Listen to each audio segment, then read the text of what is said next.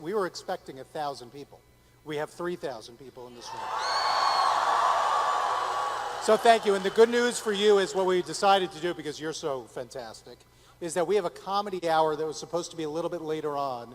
And instead of it being later, we're going to do it exactly when these guys are finished. We're going to do it in here. We have an incredible lineup, a comedy lineup that we're going to do. So stay in your seats when this is over. We're going to go right into that. Now, the other thing I wanted to tell you was, the first year that we did this, we had about a couple hundred people coming with a couple of weeks left. But then we got this guy, Cenk, to debate Ann Coulter.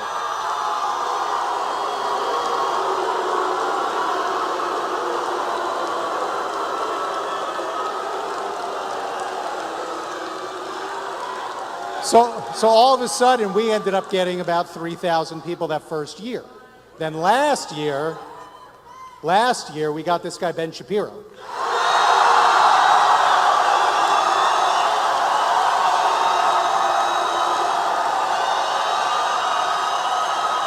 So we ended up last year we ended up with about 8,000 people coming to Politicon. So we thought this year, let's get these two guys together. They're both smart. They seem to have a bit of a following. And I think this year we have about 10,000 people at Politicon. So thank you for making this a big success. Your moderator, Ben and Cenk, are backstage. They've got their gloves on. They're ready to go. Your moderator, Stephen Olakara, he's going to come out now. He's the president of the Millennial Action Project. Are you guys ready for this debate? Yeah. Let's do it. Stephen.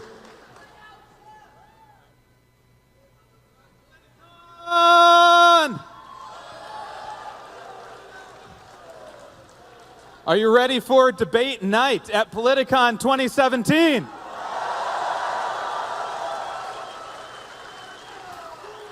All right.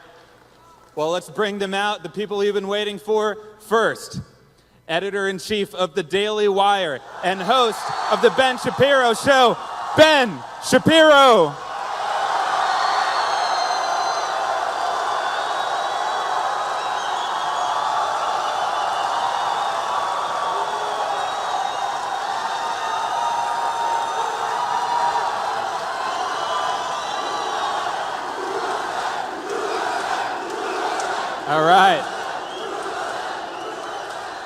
All right. And founder and host of the Young Turks, Cenk Uygur.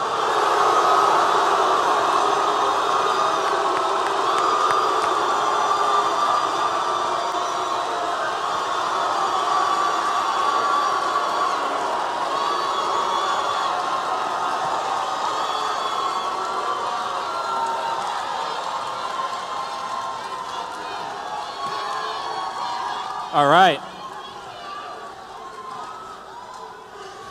If you guys can be a little more excited, that'd be great. All right. Well, we're here to debate the future of the political parties. And let me just say quickly one thing about the format. I'm going to pose questions to both of our speakers here. We'll have a response. We can have a re-response. We can go back and forth a few times. When we've gone far enough, then I will step in. I might ask a follow-up question, or I might switch the topic. So, are we ready to go, guys?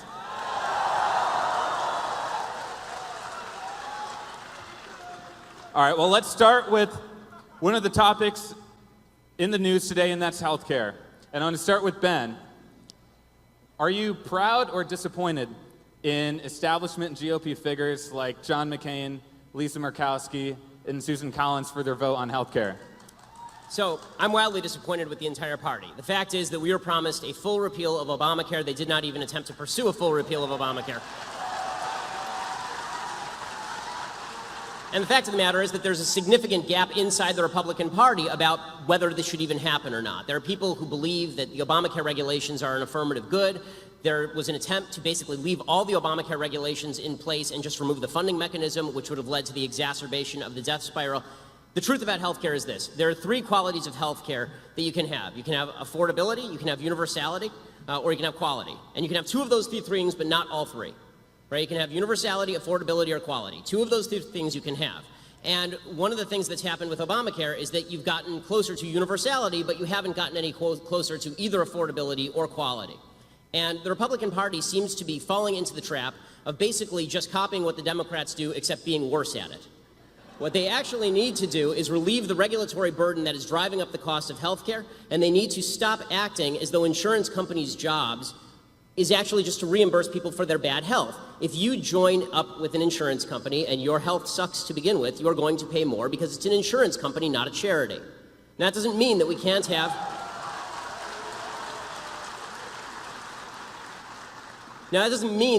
have some form of backup for people who have pre-existing conditions. I would hope that the social fabric would help fill that in. This is why I'm a big believer in charity and churches and synagogues filling that gap. But what we can't do is suggest, as the Bernie Sanders left does, that health care is an inalienable right, and therefore you can put a gun to my wife's head, she's a doctor, and you can force her to provide care at any cost you want to pay. You can't do that and hope to increase the supply of health care. Health insurance is not health care. They're not the same thing. And anybody who tells you differently is lying or trying to sell you something. Excellent. Cenk, your take on the healthcare vote. Great. Before I do that, first of all, welcome to the Thunderdome.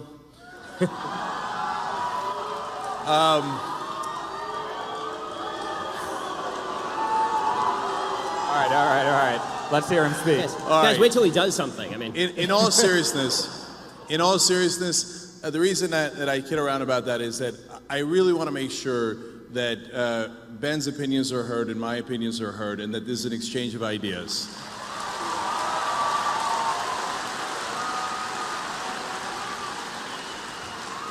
And believe it or not, there are some things that we do agree on, but we won't be discussing those tonight.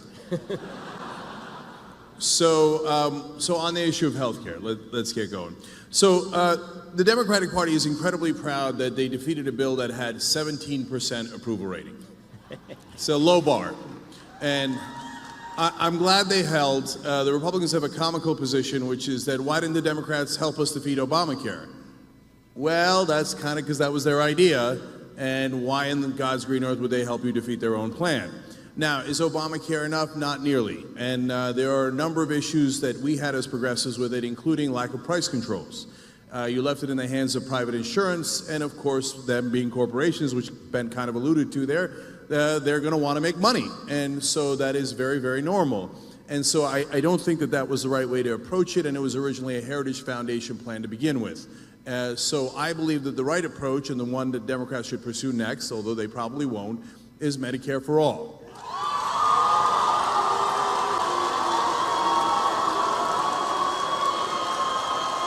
So real quick, let me explain why. Medicare polls at 77% and actually accomplishes the three things that Ben talked about. It's universal coverage, it is affordable, and actually gives you good insurance. That's why it polls at 77%.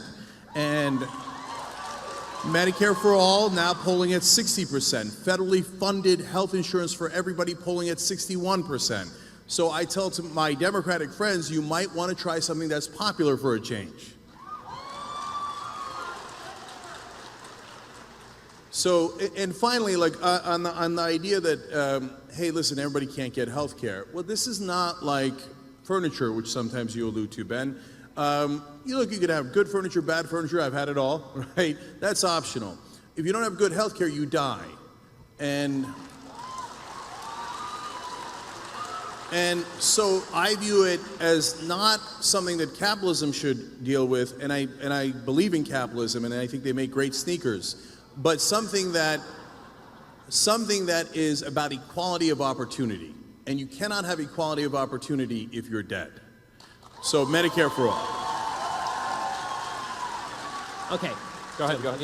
So a couple of notes in response to the Medicare for all shtick. So this is Bernie Sanders shtick, obviously. The problem with Medicare for all is that when people say that it's affordable, this isn't affordable to the person who has the Medicare. It is not affordable to the country. In fact, it is so unaffordable to the country that the state of California was a nut job leftist state, just refused to even pass Medicare for all because it would have immediately doubled the debt.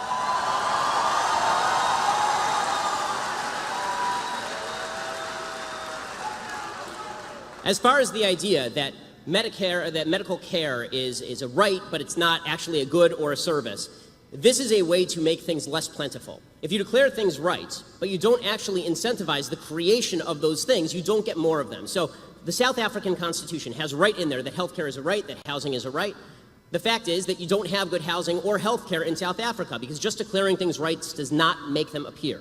What makes more things appear is a market-based system that creates more doctors, that creates more medical care, that creates more incentive for people to join up. So my wife is a doctor. That means she has to go through 1,000 years of medical training, and we have to spend hundreds of thousands of dollars to make her a doctor.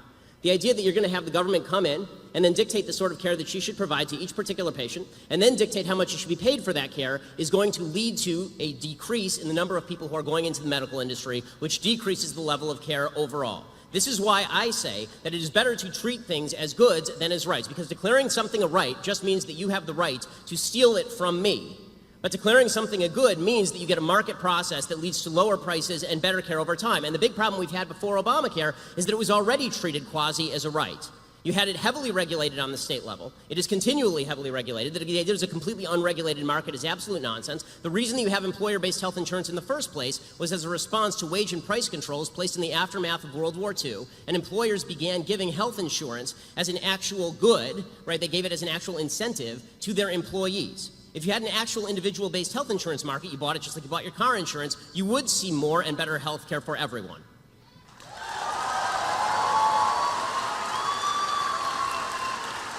Yep. All right. So, Ben, I don't want to steal health insurance from you. I want you to be healthy. That's why I want Medicare for all. You just want to take my money and my wife's services. So, Republicans frame taxes as stealing. That's preposterous. So if we don't have taxes, well, we can't do all the things that we want to do as a community.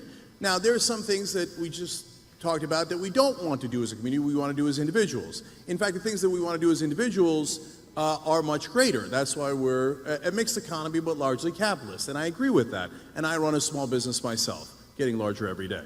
So, but there are some things that the government should do. They should do the military, cops, roads, bridges, and yes, education and health care. That's because, conservatives seem a little confused about how health care works. Paul Ryan had a whole press conference about this. Ben a little bit alluded to it there. They're like, oh my God, it turns out the healthy subsidize the sick. Yeah, that's insurance. That's how it works. It's like the people with that are not getting into accidents are subsidizing the accidents. Yes, that's car insurance. That's how insurance works. And yes, taxes work in that we all decide we're going to do X, but we're not going to do Y. And I think it is fair for society to say that yes, we are going to do health care for everybody. Everybody. We're not going to leave 20 million people uninsured. We're not going to leave 30 million people uninsured. That's not what we do in a civilized society.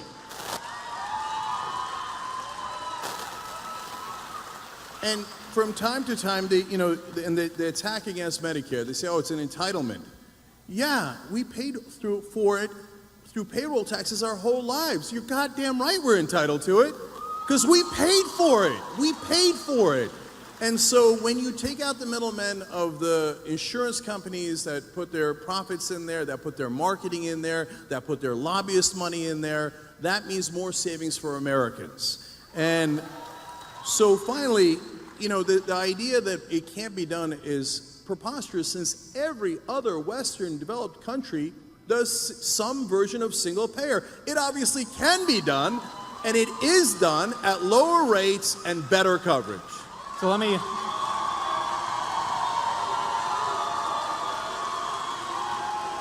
add something to this question, and you can respond to it if you want to, but Cenk referenced Paul Ryan. When the Republicans took control of Congress, Paul Ryan, the Speaker of the House, famously said, we need to switch from being an opposition party to being a proposition party. So what's your evaluation, Ben, of their efforts in that direction to unite the party and move legislation forward? I mean, we all have eyes. They suck at it. I mean, and Paul Ryan is not exactly my go-to guy when it comes to political acumen and genius. So I more want to respond to some of the contentions that Cenk was making about Medicare for all and single-payer health care. A couple of things. One, when you say we pay for it, that's not technically true. The idea that everybody who's paying into Medicaid paid for it and now they get out what they paid in is obviously not true. It is a redistributive program, and to pretend otherwise is just silly. The people who are paying the payroll taxes are not the people who are taking out through Medicaid, obviously. Can I just address that super quick? So if we're talking about Medicare, right? Not Medicaid. Right. So in Medicare, so you're both correct and incorrect. So it's not like I put in $20 and I get $20 back. That part is true. Right. But we all pay into Medicare together, and then we all get it when we are sick. Can I ask you a insurance. question? I have two questions, really serious questions. One, what is your ideal tax rate? Because it's going to cost a lot of money for a lot of this stuff. And two, what is your ideal level of medical care? Because the fact is that we can spend millions of dollars on people at end-of-life care. We can spend millions of dollars on surgeries and preventative care. I mean, healthcare is an expensive business, even under a single-payer system, which is why generally you end up with rationing. So what is your ideal level of healthcare that is provided to everyone, and what sort of tax rate are you proposing to subsidize that? Yeah. So those are very, very fair questions. So let's talk about taxes for a second. So conservatives agree or say all the time that the golden era of America was the 1950s and 1960s. Well, there's a lot of truth to that. Our economy was booming at the time, and we became the #1 economy in the world at that time. The tax rate for the highest bracket fluctuated between 70 and 91%. So that is when we were at our best. Now, I want to be clear. I'm also a businessman, and boy, that seems high. It does, okay? And one of the reasons my family were Republicans when I was growing up was because before Reagan came in, the highest marginal tax rate was 70%. So now we are nowhere near that. We have reduced taxes to bare bones, and we have shifted the taxes onto the middle class and away from the rich and corporations. So there is a much better balance to be had. And if you said to me, well, you're going to have $800 in taxes that are new, I say, wow, that hurts. But you're going to save $1,000 in premiums, deal. That is a deal I will take every time because I can do math. Okay. So that is the beginning of your answer to taxes. And then you said how much care. Well, so that is something that all the countries that do single payer or a version of single payer struggle with. And they have learned a lot of lessons. And if we stop saying, America's #1, we might actually just, first of all, on this issue, we're number 37. So, and if we looked at what Japan is doing so well, keeping costs down to half of ours and less, we might actually learn something from Japan, Switzerland, and other countries. And by the way, when we say Medicare for all, Medicare Advantage exists. So you can actually add private insurance on top of that, and I find that perfectly great. I have no problems with that at all. So that is the government making sure you don't die and actually lowering rates for you. And then if you want more insurance, no problem. So all this sounds great, except for the fact that Medicare, Medicaid, and Social Security eat up 66% of the federal budget every single year. The idea that all of these socialized medicine countries have it so much better than we do, particularly in terms of cancer care, is a joke. We are still #1 in terms of 5-year cancer survival rate here in the United States. And when you talk about top marginal tax rates in the 1950s, there are a couple things that are worth noting. One, that was top individual marginal tax rates, not necessarily the business tax rate. We now have some of the highest corporate tax rates altogether in the industrialized world. And if you would prefer for us to destroy half of the world before we become the only country that didn't have its industrial capacity destroyed, which is what happened in the 1940s, leading to us being the only productive country on planet Earth, essentially, for the next 2 decades, I'm not with you there. I'm not really in favor of having a giant world war that destroys all industrial capacity across the West, so we're the only people who actually have the capacity to produce anything and just markets that we can provide to. Right. So, first of all, it is fair to say that, of course, the 1950s and 60s were different. We'd just come out of the war. So, but you have to consider all the different factors. So one was that factor, and the other factor that was the one I mentioned. So when Republicans or conservatives say, well, high taxes by definition will lead to slower growth, well, we know because of our experience in the 1950s and 60s that isn't true. Now, you can say there are other factors, but you can't say that the highest marginal tax rate being 70 or even 90% slows down growth, because it didn't. And it wasn't in Japan and Switzerland, it was right here. And by the way, as a guy who grew up Republican, I was surprised by that too. I was surprised that Finland's system of non-competition in schools worked, but it does. So we have to be open to facts and understand. So, and on the issue of where we're good and not good in healthcare, sure, there are different areas where we excel. But Ben, honestly, you're cherry picking there one particular area that we're good. Overall, we're number 37. That is not a good result. Well, you have so to if break we're not down what that dying means. from cancer, we're dying from the other things. It's empirical. We are not as healthy. And finally, this idea that corporations are paying the highest tax rate is both, again, true and untrue. The part that it's true is, hey, there's a rate of 35%. The part that's not true is they don't actually pay that. There is giant loopholes. And they've got $2 trillion sitting offshore, and they won't bring it in. And the reality is that if you look at the taxes from the 1950s, corporations used to pay about a third of our taxes, about 33% of the taxes overall. So they did their fair share, and that is fair. I don't want them paying all of it, but I want them paying a reasonable amount. Now, the share that corporations pay of taxes is down to 10%. You see what they did there? They did wealth redistribution. They took your wealth and redistributed it to them. Okay. Ben, I'll let you respond to that. Yeah, one more go quick ahead. point, and Sure, then sure. I'll be done with this because we can do healthcare for 8 hours here. But two things. One, I'd like to know which tax deduction. When people say tax loopholes, a tax loophole is just a tax deduction that's available to everyone, and some people take advantage of it and some people don't. I can't take advantage of certain corporate tax deductions because my business isn't in those businesses, for example. I'm sort of with you in the sense that I'm not in favor of tax deductions. I'm in favor of a lower tax rate and get rid of a lot of the tax deductions because I think that it's ridiculous that we have people gaming the system. That said, I'd like to know which tax deductions you'd like to do away with, and I'd like to know also when you say that corporations pay 10% of the taxes, right, and individuals pay the other 90%, okay, so that means the taxes are still getting paid to a higher rate than we ever have in our history in terms of the tax revenue to the government. The amount of tax revenue to the government right now is trillions of dollars every year.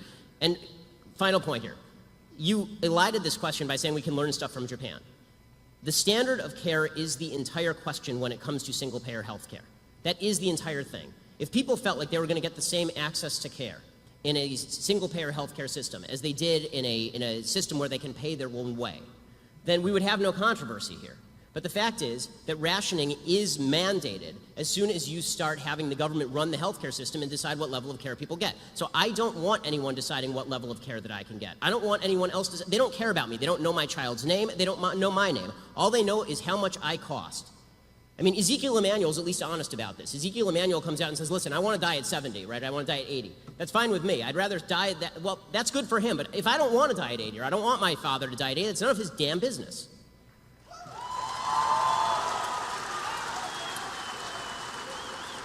So when you say tax revenue is at its highest point, now you know that that's misleading because everything economically is at its highest point, meaning that we have a lot more people in the country than we did in the 1950s and 60s, so hence we are collecting more overall taxes. But the reality is, and a much bigger as economy. A percentage, it is clearly down. The top bracket now is around 39%. It used to be at 91%. That's inarguable, right? But our economy is significantly larger than it was then, and part of that is because of reductions in taxes over previous decades. Well, we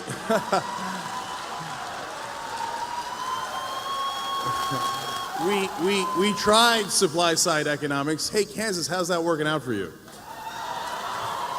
So there's this myth that... It's working out for you. Your business is doing great. Okay, yeah. Well, we just had 8 years of Obama.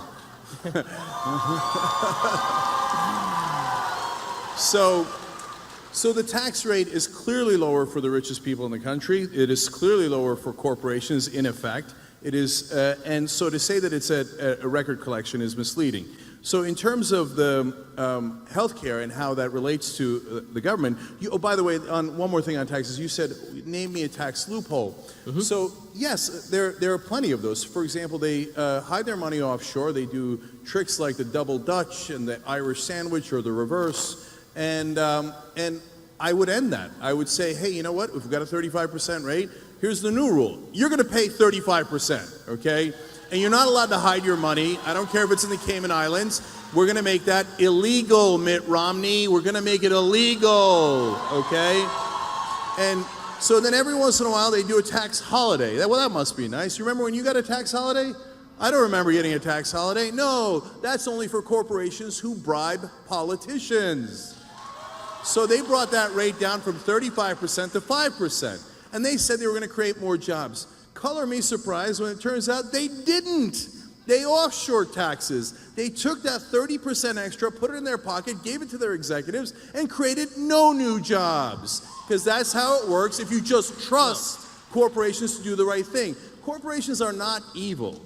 They just want to maximize profit. That is what they're built for. So please don't be naive and be like, no, but the corporations will look out for our interest. No, they look out for their bottom line. Well, I mean, and finally, just last quick thing, Sure. Medicare Advantage. You keep saying rationing health care, but Medicare gives you the bare minimum, and people seem to be very, very happy about it given how well it polls. But you can do Medicare Advantage and get more. I want you to be able to do that. If you're incredibly rich and you want every kind of treatment, I don't want to deny that to you. Get Medicare Advantage. So Yes. Ben, let me just ask, and you can respond to that too. The problem is when you pay a higher tax rate throughout the course of your life to pay for all of the Medicare that you are talking about, you don't have enough money to pay for Medicare Advantage in many cases. And as far as this idea that corporations they don't have any of your interests at heart, you are a corporation. TYT's it's a corporation. You have 80 employees. I assume that you're not just a greedy asshole, and that you actually would like to help your employees from time to time. And you just talked about how under Obama, everything got better with your business. Well, under Obama, he didn't radically escalate taxes. Okay, there was not a radical escalation of taxes under President Obama. And finally, when you seem to be identifying a higher tax rate in the 1950s with higher level of growth. So if that's the case, why not just tax everybody at 100% and we can have massive growth from here to eternity? And let me just ask, since we're talking about taxes, do you think we'll see tax reform in the next few months here? Okay, so let me try to address all that in your question as well. So just real quick, look guys, I said it however many questions ago, of course you have to find the right balance on all of these issues, including taxes. So I never said there's no end to how much you can I'm just asking why, though. Yeah, so this leads to, no wait a minute, this leads to big government versus small government. You're asking me what the ideal tax rate is, and then you did a straw man there for a second and said it should be 100%. I never said that. No, in fact, I said no. You said the economy. Let me understand what you said. You said the economy grew faster when the top marginal tax rate was 91%. So I'm asking you, why shouldn't the top tax rate or all tax rates be 91%? You seem to be identifying a higher rate of growth with higher taxation. So I'm asking you, on principle, you keep talking about the glories of a mixed economy. So now tell me about the glories of capital. I've heard about the glories of high tax rates. I've heard about the glories of government-provided health care. Now tell me some of the glories of actual capitalism, which is the basis for all the things you're talking. Tell me why it's good. Right. So now, look, when I use the example of the 91% and the 70% to give you a sense of that I was surprised and you'd be surprised to find out that our economy was booming in those times. That's not to say that that is the right tax rate for us today. And so the exercise of finding the right tax rate is, guys, try to follow along, okay? It's called logic.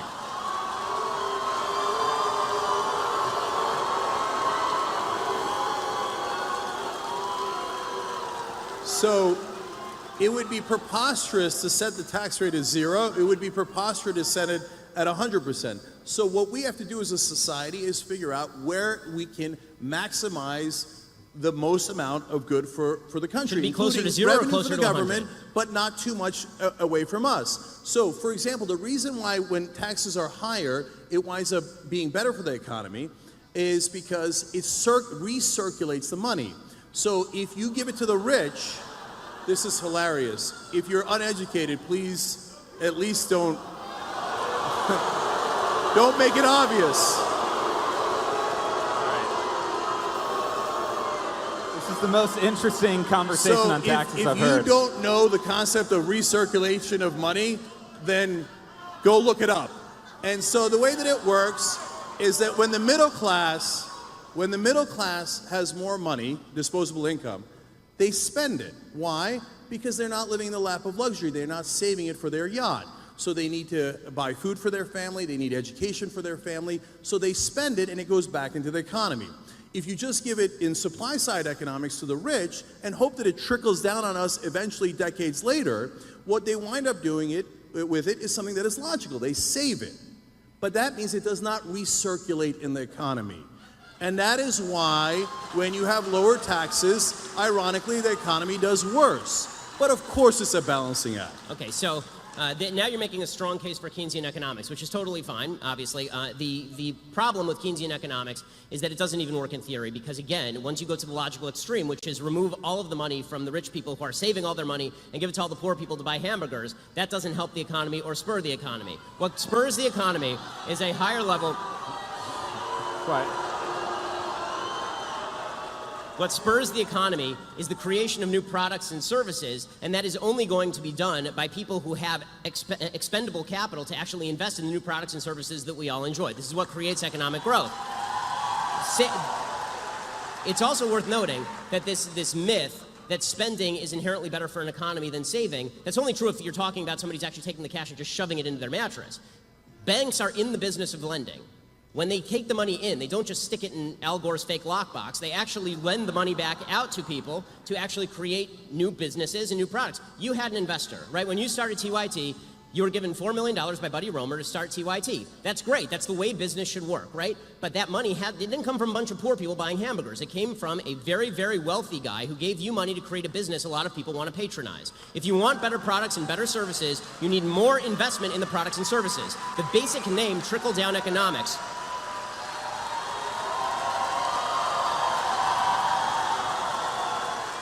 the basic name trickle-down economics is not something that any conservative even proposed. It's a leftist revision of what economics actually is, because you're not giving me the money. It was my money in the first place, created through voluntary transactions that I had with others. I've not stolen money from anyone, neither have you. And the idea that money has to be forcibly taken from you and handed to somebody at the bottom end of the economic spectrum to somehow jog the economy, that may jog McDonald's, but is not going to jog all of the creation of the products and services that make all of our lives much better today than they were 30 years ago in terms of the stuff we have access to. Cenk, I'll let you respond to that briefly, and then we'll switch topic. Yeah. So I'll try to answer that as briefly as I can, and then I'll go on to your questions. So when you talk about, hey, the banks they're not going to just keep the money, they're going to put it out and lend it to people, unless they decided to do their own investments, which is what they did because we repealed Glass-Steagall. So it's not as simple as, oh, I have money, so then I will now utilize it or I'll lend it out. So that is way oversimplistic. Speaking of oversimplistic, to say that, oh, well, they'll go buy hamburgers with it, come on. You were the one who said So food. the middle class is struggling right now. And we've turned this into a Walmart economy where people are getting $7.25.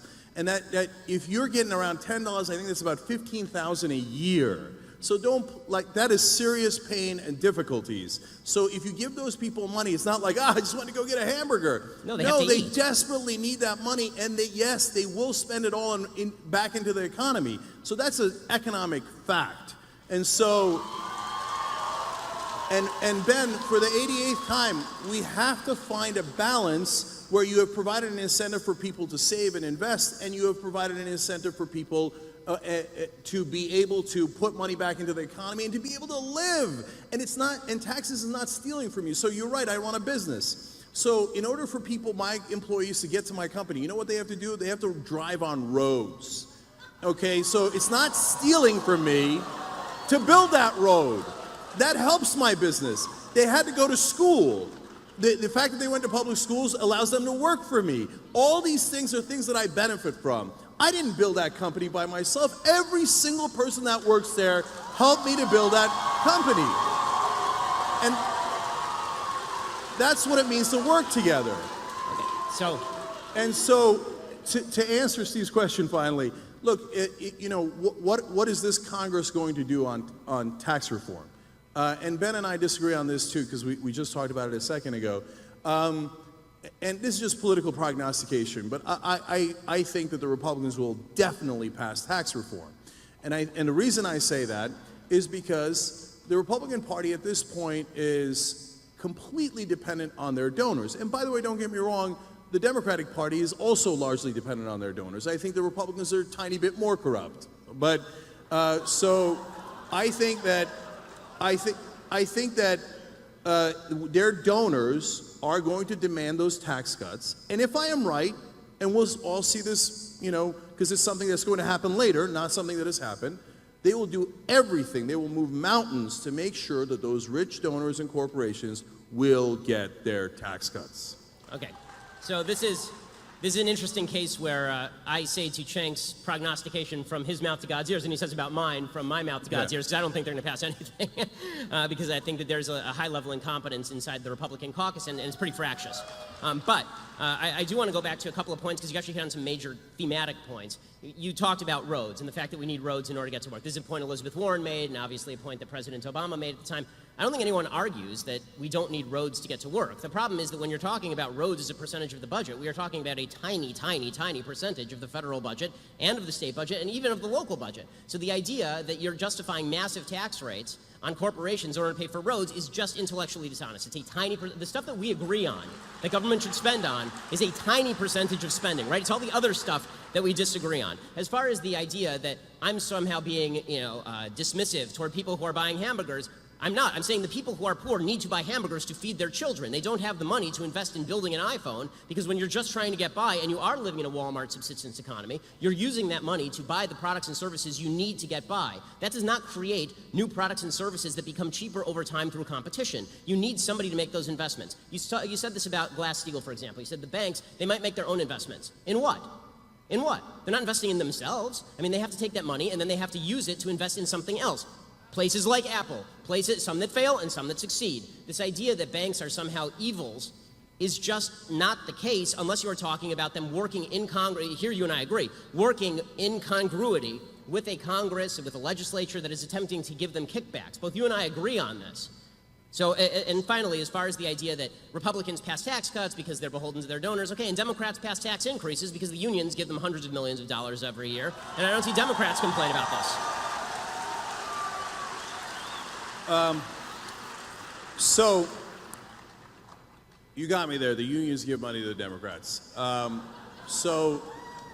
I Are you angry about that? I mean, does it upset you as much as, bankers giving money to Republicans? No. The corporations give way more than the unions. So it depends which up. corporations. That's okay. That's not That's really okay. true. Look it up. You can Google it. It's really easy. Do I object to taking out union money from politics? Hell no, I don't object. Take it all out. Take the union money out, take the corporate money out, take all the big money out. They're supposed to represent us and not the donors, no matter who the donors are. So, in terms of the question that you asked, Glass-Steagall, well, aren't they investing in things? No. I have a literal answer for you. Oftentimes what they do is financial derivatives. In fact, that's the majority of what they do. And financial derivatives is simply gambling. That's what crashed the 2008 economy. And what is so damaging about the removal of Glass-Steagall is now they could do their financial derivative gambling with depositor money. Boy, isn't that nice. They take your money and they gamble with it. And if they lose, well, that's a sad day for you. But if they win, they keep the profits. You know what that is? That's privatizing the gains and socializing the losses. So it's not that the banks are evil. Of course they're not evil. It's just that they're driven to make more money. Of course, that is the whole point of maximizing profit. So if we say, hey, banks, you're allowed to go and buy politicians, although the Supreme Court would say, no, they're just talking to them. They just gave them billions of dollars. They're just having a conversation, right? Just because they gave them billions of dollars, do they want something in return? Of course they want something in return. And that's our money. So what they got was laws passed by politicians to remove Glass-Steagall, and yes, Clinton and Gingrich, yes, both parties are guilty on that, but now the Democrats want to put it back and the Republicans don't, and they took our depositor money and they gambled with it. And if you thought that if you gambled, you get to keep all the profits, and if you lost, it didn't affect you at all, you would probably gamble a lot of money too. And you would take a lot of risk until you crash the economy, and that's exactly what happened. Okay, so Ben, let me just add one piece to this question. You'll respond to it too.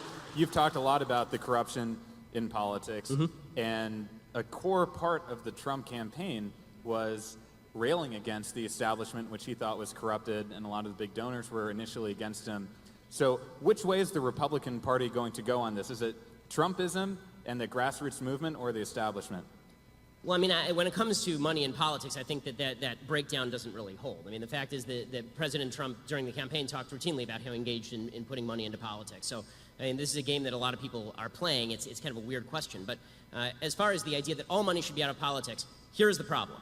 Okay, TYT, we both have corporations, and we expound upon politics every single day. And we motivate thousands of people, right, every day on both sides of the aisle. That is effectively an in-kind contribution. Now, you campaigned with Bernie Sanders. Did you do it because you expected? That's fine. Did you do that because you supported Bernie Sanders, or did you do that because you expected some gimme for TYT in return? I assume you did it because you supported Bernie Sanders, right? Yes. So, okay. So, the point that I am making is to attribute to everyone else bad intent when it comes to political spending in politics, but to yourself, it's totally fine. And when it comes to other media entities that give in-kind contributions on a regular basis through their coverage, this is when the New York Times, which is biased to the left, spends an inordinate amount of time and money reporting on Mitt Romney's idiotic stories about how he was in high school and cutting a gay kid's hair in 1932. If you're saying to me that that is less impactful on the political sphere than a corporation, which is a group giving money to a political candidate for purposes of supporting that candidate, I fail to see how you can say for yourself that you are innocent in this, but everyone else is guilty. I don't believe that. Either everyone's guilty or everybody is innocent, or if you can find the actual cases of guilt where there's a quid pro quo, then we agree. That's prosecutable, right? Yes. So, other point. When you talked about the 2008 economy, you talked about Glass-Steagall and how this led to the crash. The real reason that the crash happened had far less to do with Glass-Steagall. I opposed the bailouts, by the way. It had far less to do with Glass-Steagall than it had to do with the fact that the federal government was actively promulgating the notion that corporations should give subprime mortgages to people who are not qualified as people who could take out loans. This meant that, as you say, corporations are not inherently conservative, they're not inherently free market, they're inherently profit-driven. So if they felt that they could give a bunch of subprime mortgages and this would inflate the real estate prices, and if things went wrong, they just foreclose on the nearest house, and the market just keeps going up and up and up, and they can just, as you say, turn these into derivatives and sell them on the open market by pretending that these are all good loans because they have government backing, then of course you're going to get an inflated, overheated real estate market. But the question there is not the workings of the free market, it's the combination that you like in a mixed economy, that I hate. Okay, I hate mixed economies in the sense that I don't believe that capitalism and socialism should be mixed, that corporatism is the solution. Okay, what you're talking about is corporatism. You're talking about Glass-Steagall, which freed the getting rid of Glass-Steagall, it freed the corporations to invest in a free market manner, but also they gave a bailout to all of these corporations by essentially incentivizing them to give a bunch of bad loans, knowing that if things went bad, then all the losses would be socialized. The problem there is not the free market. The problem there is a government that is acting as a backstop for bad decisions in the free market by profit-driven corporations.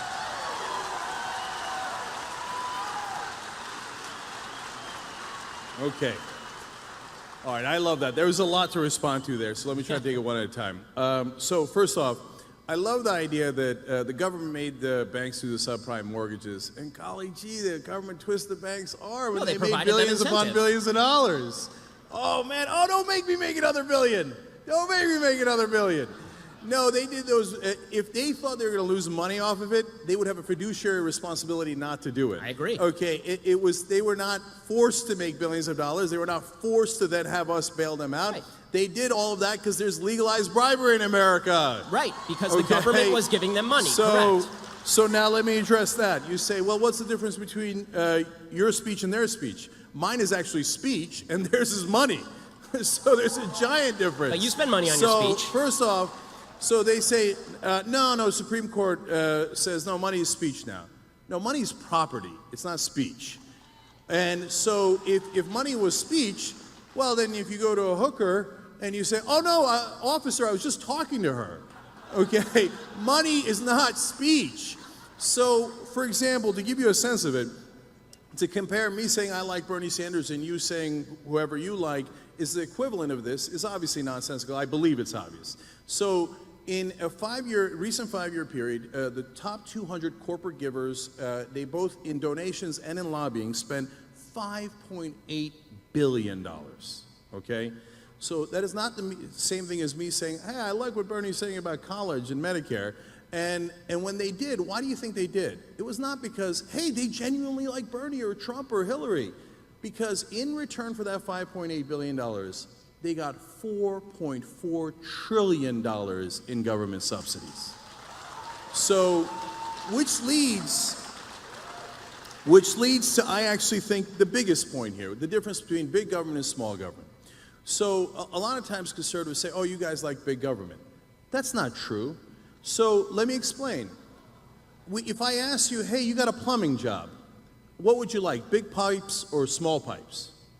I don't know. What's the job we have? It depends. It's the same thing with the government. Okay, what size government would you like? I don't know. What's the job we have? So to say big government or small government doesn't make any sense. So, for example, do I want a big government that invades Iraq? Hell no, I don't. No way. And Ben, you were vociferously for the Iraq War, so in that sense, you loved big government. Couldn't get enough of it. And I could go on and on and on. Republicans say, no, no, no, we don't like big government, but we'd like to be inside your uterus.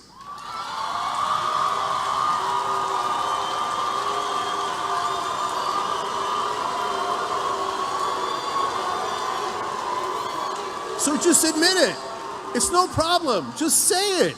Say I love big government. It's okay. So you're talking about when you like when you're rich and you want tax cuts. Oh no, I don't want big government. I want small government. But when it's convenient for you and you like oil subsidies and you'd like wars and you'd like to meddle in people's private lives, then you love big government. Okay, I need to respond to some of that. Yeah, So, definitely. Okay, so first of all, I'd like to point out that Cenk's big government, small government dichotomy was proposed by you, not by me. I talk about the proper scope of the government's involvement in particular areas the same way that you do, and we may disagree on all of that. My point is that overall, if you're talking about the level of government spending, it needs to go down, and you believe that it really needs to go up. Okay, so it's disingenuous. It depends. Not on war, it doesn't. No, but overall. Not on the war on drugs. Cenk, not on Cenk, so many of those wasteful programs. It depends. But let me. Overall, you want the finish. federal budget increased. Overall, I would like the federal budget decreased. To pretend that this is not true is to lie. Okay, and when you suggest that there is no difference between, we just have different visions of what the government should cover, these things cost different things. Okay, the war in Iraq was very expensive. You know what's more expensive? Social Security, Medicare, and Medicaid. All of these are vastly more expensive than the war in Iraq and Afghanistan. We paid into it. Now, as far as this, again, going back to this idea that, again, I don't like this big government dichotomy any more than you do, in the sense that you say, well, it's big government for the government to get inside people's wombs. And I say that it is the government's job to preserve life, liberty, and property, and one of those things is life.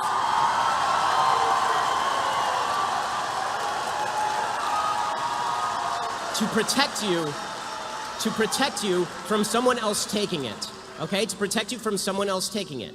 Now, when it comes to the idea that all money in politics is bad, again, I ask you, final question, final point on, we're going through 10 points at a time here, but final point here. When you say money in politics is bad, again, I ask you, Buddy Roemer gave you $4 million to start TYT. What did he expect in return? Should he not have given you money? Was the money not speech? It was just money, after all. It's just like a hooker, I assume. So are you the prostitute? How did this work?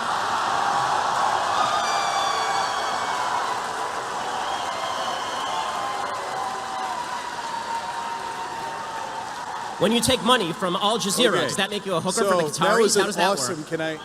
That was an awesome conflation.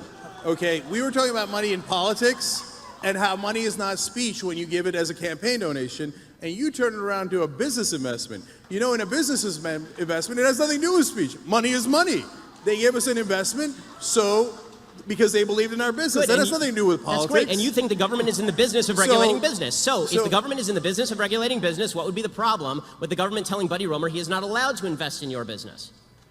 No, those are two different issues. No problem.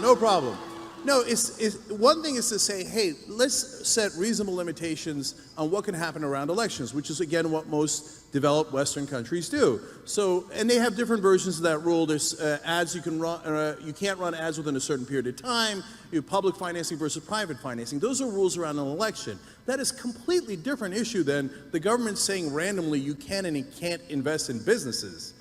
Why? So you're conflating those two issues that have nothing to do with one another. Why? So let's just Wait, what does why mean? Because it's those a- are because two. it Hey, is- you because- believe in education, Real quick, so very why don't you quick. believe in healthcare? Because it's a free country, and I get to spend my money wherever I damn well please. So, as we're coming to the close here, we're going to do one Okay, more. I gotta ask him. All right, very quick, So very you quick, damn though. well please. Okay, so when the Koch brothers or Bloomberg or Soros puts in hundreds of millions of dollars into elections, you think, well, I just do them because they're good guys and they damn well please buying all those politicians. Or you think, no, the politicians would never be affected by hundreds of millions of dollars in legalized bribes. Okay. And you can't just spend your money anywhere you want. Of course there are rules. You can't bribe people. Right. There's many things you can't do with your money. And one of those should be bribing politicians, but we made it legal. Cenk. So I'm curious what your opinion on that is. Do you think that they're just golly shucks, Cenk. they just mean well? And Cenk, you're a lawyer, so you know that bribery requires two parties to the bribe.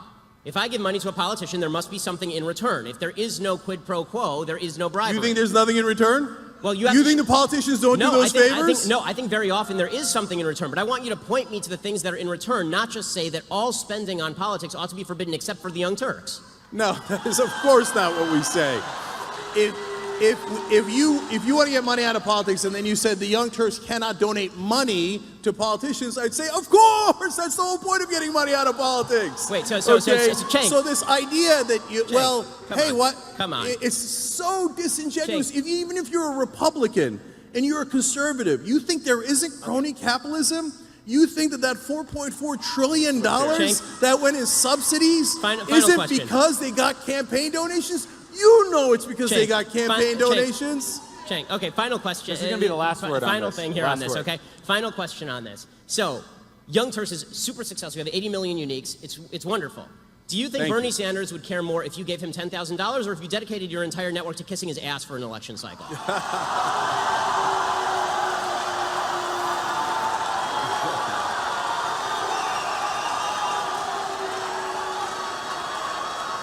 All right.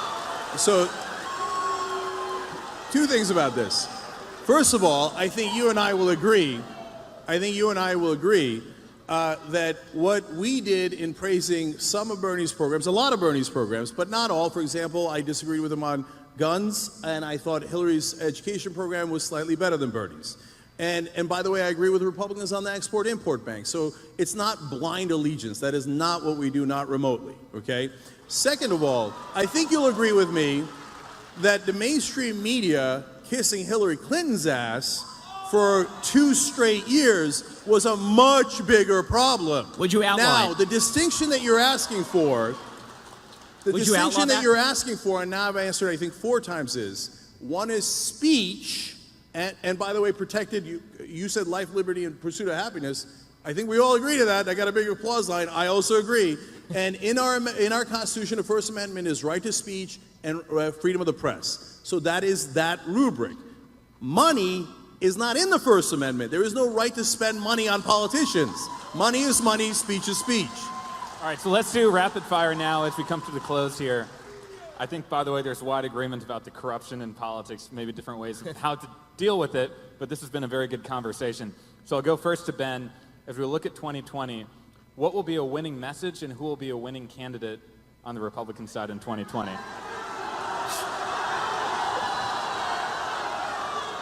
So, I think that the greatest ally that the Republicans have is the incompetence and stupidity of the Democratic Party. The 2016, in fact, I have a feeling that Cenk actually might agree with me on this, that 2016 election, Donald Trump became president of the United States, right? Hillary Clinton was the worst candidate in the history of mankind. And that had, so, you know, the Republican message I never thought was a particularly losing message. I just think that what we have right now is such a polarized politics that it's going to be very difficult for anybody to pass anything in this climate. I also think that what we have almost a reactionary feel on both sides. Like, what I like about this debate is that we're actually talking about ideas, which is actually pretty rare in this sphere. Well, what's become more common is that on the left, there's this retreat to intersectionality as an identity politics, this idea that if we can cobble together a group of people who are feeling victimized by American society, you know, we have black people and we have Hispanic people and we have women and we have gays and lesbians and transgenders, and they all feel really bad about how American politics is going, and if we push that notion, we can create a coalition that will be a brand new coalition never before seen in American politics, and that requires a woman to run, or that requires a black woman to run, or that requires a minority to run. If they do that, then what you're going to see from, and I think in an equally nasty way, from the right is a response that says, okay, well, if you're going to do identity politics, you will see some white identity politics from the right, which I think is really negative. I don't want to see either of those things. What I would like to see is the Democrats campaign on the bigger, on the stronger involvement of government in your life and higher taxes program that Cenk wants them to campaign on, the Bernie Sanders, Elizabeth Warren program, and I would like to see the Republicans campaign on my program, a smaller government, libertarian program that says the government should get out of our lives as much as humanly possible. All right, and for Cenk.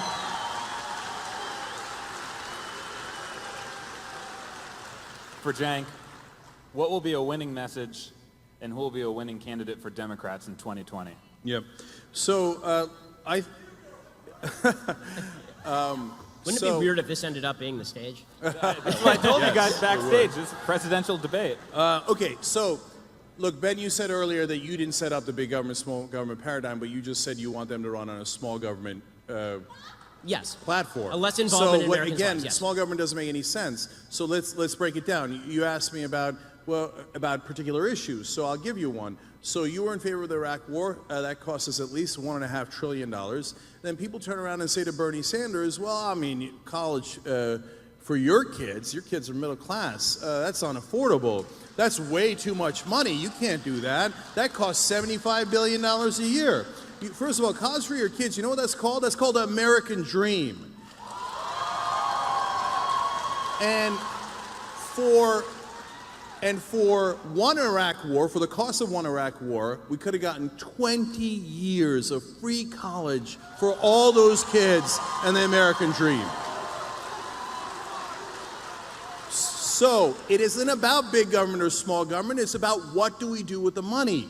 So that $1.5 trillion could have gone to us, could have gone to the middle class, could have gone to a better economy. Because when you go to college, you come out, you start businesses, you engage in this market, and you make things better, and you employ people. We could have used that for us. Instead, we wasted it in Iraq.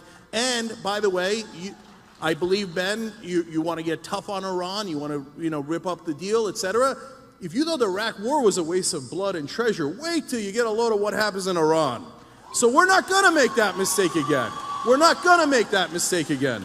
So what would I run on? Look, this idea of the identity, that Democrats run on identity politics, and some of them do. But let's not forget that Republicans do the same and worse. Who was the one who came up with the Southern strategy? That was the Republican Party. And the Southern strategy was, let's go get racist white voters in the South. That's a fact. So,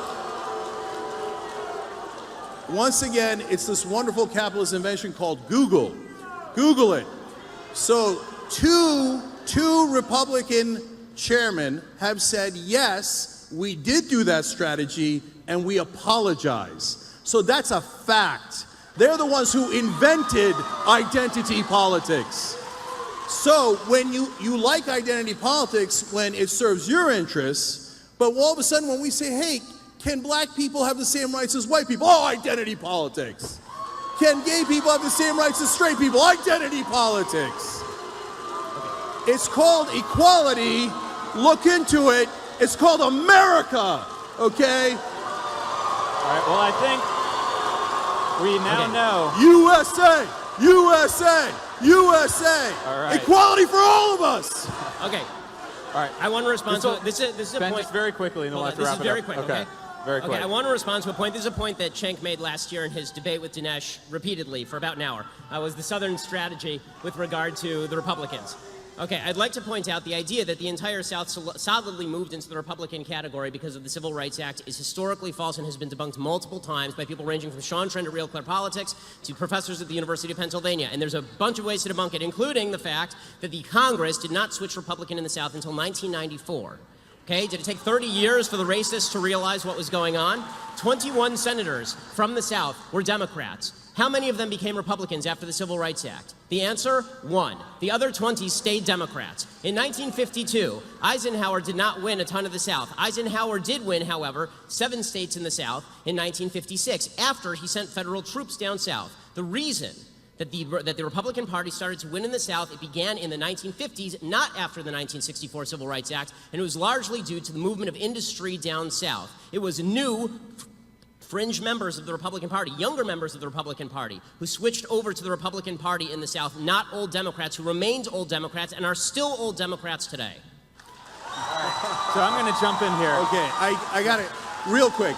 You're right. Very quick. By the way, This will be final the notes are last word. This will Jimmy be the- Carter launched his 1980 campaign at the headquarters, that town in Alabama that was the headquarters for the KKK. So to pretend that it was only Yeah. Republicans playing the bad and All evil right. race strategy is just a So- lie. All right. Okay.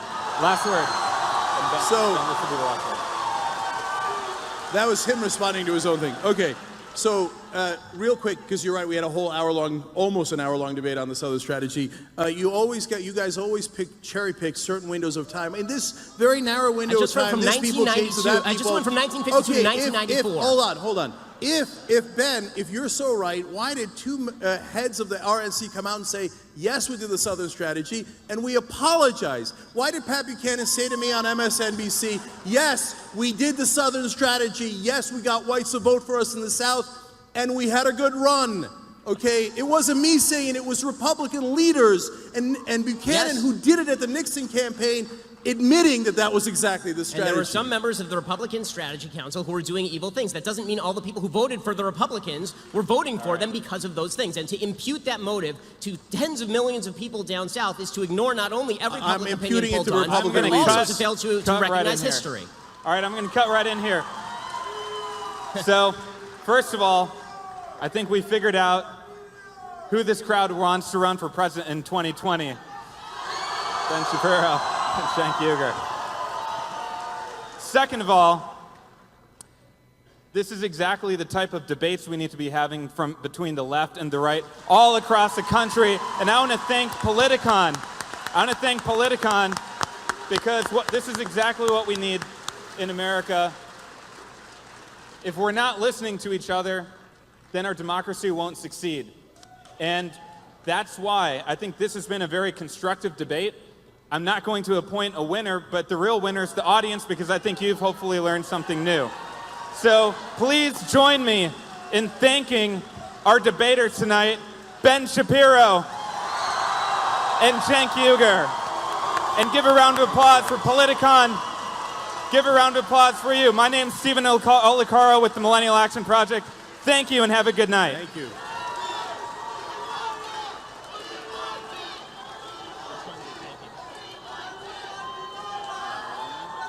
Hello. Test. Hello. Hey, you guys, we have a comedy show coming up right now, actually, so we're hoping that everybody could just keep it taking their seats. I know we're not going to debate each other, but